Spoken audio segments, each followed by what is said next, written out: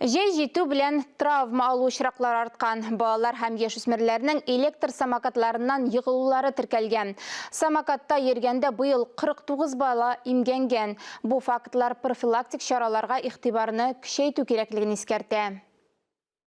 Шәфкат утаршы 7 яшьлек Рамзан Харисовның һәр адымын җентекләп күзәтә, görергә булыша. Саксызлыгы сәбәпле ул авыр травма алган, җәрәхәтләре әле дә сызлый.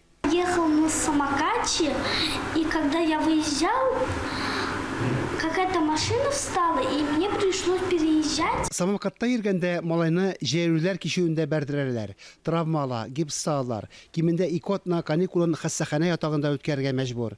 Гомумән, соңгы вакытта балаларның яраткан транспорт төрі катнашындагы авариялар арткан. Күбесе республика клиник хастаханәсенең травмпунктында дәвалана. При падении Еш кына самокатлардан егылганда нәкъ менә терсәк буыннары травмалары була. Бу бик катлаулы буыннарның берсе. Ул хәтта тулысынча торгызылмый да. Буын функцияләренең 10% кими, ул көчсезләнә. Көннәр җылыткач самокатларда йөрүче балалар күбәйде. Юл транспорт һәлакәтләренең артуы да шуңа бәйле. Татарстанда ярты ел эчендә генә дә самокатлар катнашында 8 авария булган. Самокатта йөрүчеләр катнашында килеп чыккан аварияләрнең төп сәбәбе тоелган урыннарда йөрү, светофор утына игътибар итмәү.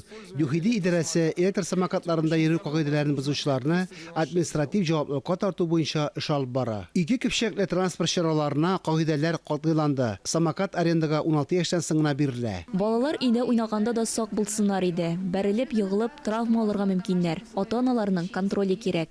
Белгечләр балаларны урамда ялгызларын калдырмаска, кагыйдәләрне катгый үтәүләрен истәренә төшереп торырга киңәш итә. Фарис Мөхәммәтов, Фанир Вәлиәхмәтов, Ленар Гизатуллин, Татарстан яңалыклары.